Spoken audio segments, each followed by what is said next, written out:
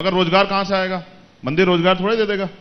अस्पताल नहीं चाहिए, रोटी नहीं चाहिए, अबे नौकरी भी नहीं चाहिए, कुछ नहीं चाहिए, दवाई नहीं चाहिए, कुछ नहीं चाहिए, हमें मंदिर चाहिए, मंदिर। अब बाबर आया या जो अकबर भी आया, जो भी आया होगा, उसने हिंदुस्तान को लूटा, जो भी करा हो, ठीक है, उसके के पैसा कहां ले गया? मोदी जी को शर्मिंदा ना करे, वोट उन्होंने मांगा था मंदिर के नाम पे।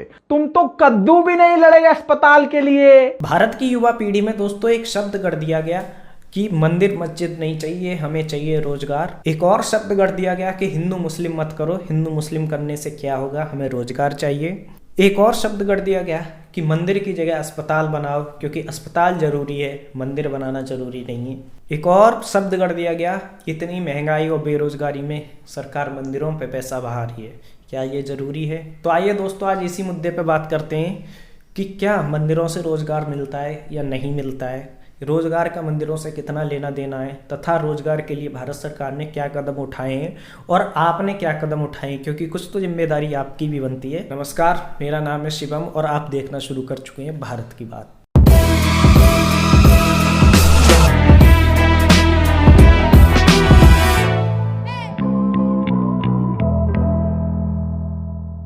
दोस्तों, विजयनगर साम्राज्य हो या कोई भी पौराणिक साम्राज्य हो या बाद में जितने भी साम्राज्य बने हिंदुओं के, उन्होंने मंदिरों को बनाया है या मंदिरों का जीर्णोद्धार किया है। इसका एक और कारण ये है कि 99% जो हिंदुओं के मंदिर हैं वह दान से ही बनाए जाते हैं, हिंदुओं के पैसे से ही बनाए जाते हैं। वर्तमान में आप राम मंदिर से लेके जितने भी कश्मीर में मंदिरों का जीर्णोद्धार हुआ है, 70,000 मंदिर हमारे बंद पड़े थे, उनको दोबारा खोला गया है।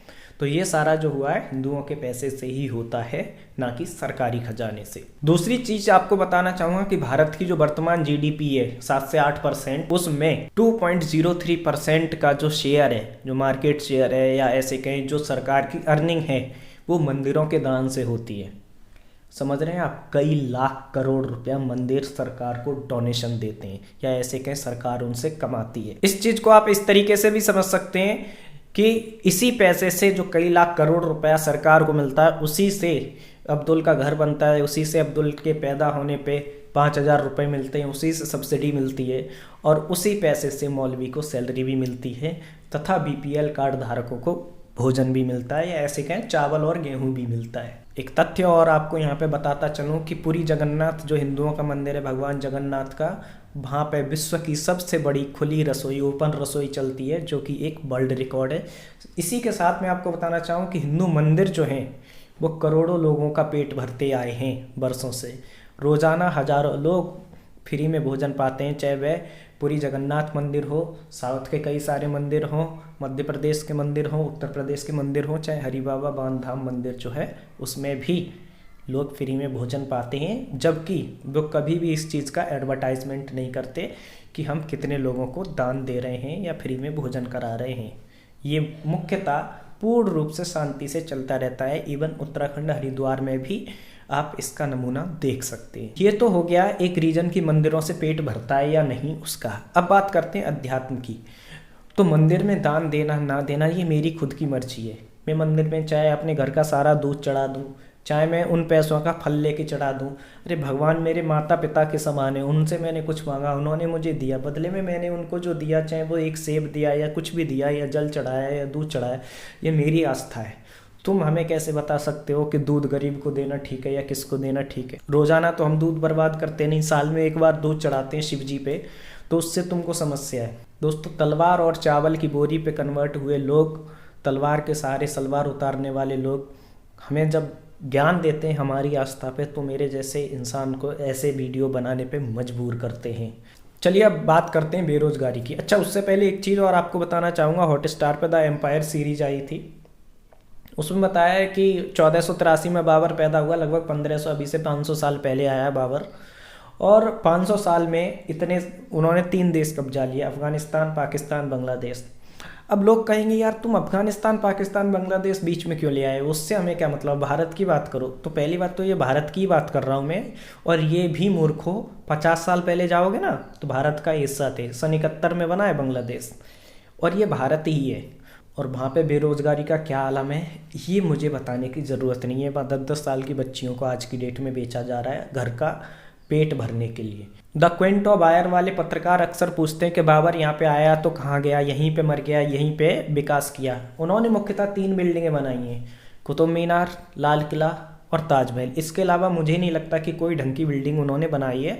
और उसके भी 100-150 प्रमाण इस बात के निकल आएंगे कि वो पहले किसी दूसरे जो मंदिर थे उसको या दूसरी जो जगह थी उनको तोड़ के बनाए गए। दरअसल मुद्दा मेरा रोजगार का है, तो मुद्दे की बात करता हूँ कि ये लोग वापस इसलिए भी नहीं जा सकते थे, बाबर वापस इसलिए भी नहीं जा सकता था क्योंकि वो अपनी बहन को देख के, पीरजादा जो उसकी बहन थी उसको देख के भागा था।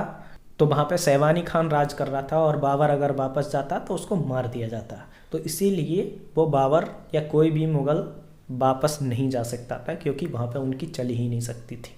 जो क्विंट का न्यूज़पेपर वाला ये बोल रहा था कि कहाँ चला गया, उसको मैं एक चीज़ कहना चाहता हूँ, मैं तेरे घर चलता हूँ, तेरी माँ बहन की इज्जत लूटता हूँ, तुझे मारता पीटता हूँ, तेरा पैसा ले लेता हूँ और तेरे घर में ही रहूँगा और वहीं पे मैं मर जाऊँगा। मान लेना तू अपना सब कुछ मुझे। मानेगा क्या ये?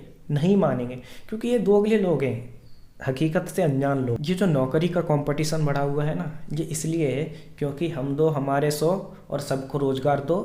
इस पे आपने कभी रोक लगाने की मांग नहीं की कि ऐसा कैसे पॉसिबल है कि 1 के 10 और 10 के 100 पैदा हो गए और सबको रोज़गार मिल जाए। हर मिनट भारत में 22 बच्चे पैदा होते हैं। सरकार हर मिनट कम से कम 30 नौकरी दे तब जाके कहीं बेरोज़गारी ख़त्म होगी, जो कि इम्पॉसिबल है। सरकारी नौकरी भी आपको किसके दम पे चाहिए? जो पढ़ाई आपने पढ़ी है, जिसको लिख के मक्का के मौलाना अबुल कलाम चले गए, जो मक्का में पैदा हुए थे,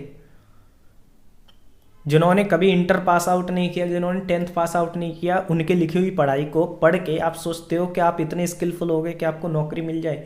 नहीं मिलेगी नौकरी। आप जो पढ़ाई करते हो किसी कंपनी में पूछा नहीं जाता है। उसके लिए पढ़ाई नहीं, उसके लिए आपको स्किल्स की ज़रूरत है, बेटर स्किल्स, जिससे आप कंपटीशन में सामने वाले को बीट कर सकें। नौकरी चाहिए आपको। आपने कभी घुसपैठियों का विरोध किया? इस देश में करोड़ों घुसपैठी घुसे हुए हैं बांग्लादेश से, इधर से उधर से। कहेंगे बॉर्डर पे सेना क्या कर रही है? अरे सेना ही सबको रोकेगी क्या?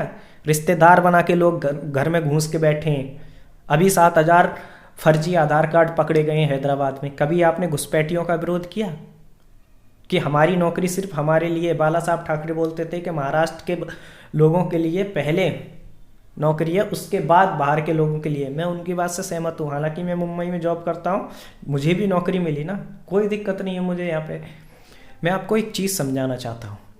घुसपैठी, आप जो नौकरी कर रहे हैं ना, उस नौकरी को जो आप 20,000 में नौकरी कर रहे हैं, 10,000 में करने को तैयार हो जाएगा।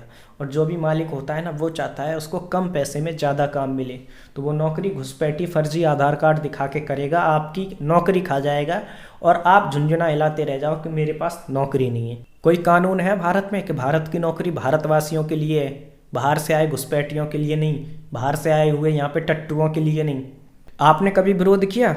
जिस प्रकार मस्जिद का पैसा उनके लिए होता है, चर्च का पैसा उनके लिए होता है, कभी आपने विरोध किया कि मंदिर का पैसा हिंदुओं के लिए, गरीब हिंदुओं के लिए मंदिर का पैसा दिया जाए?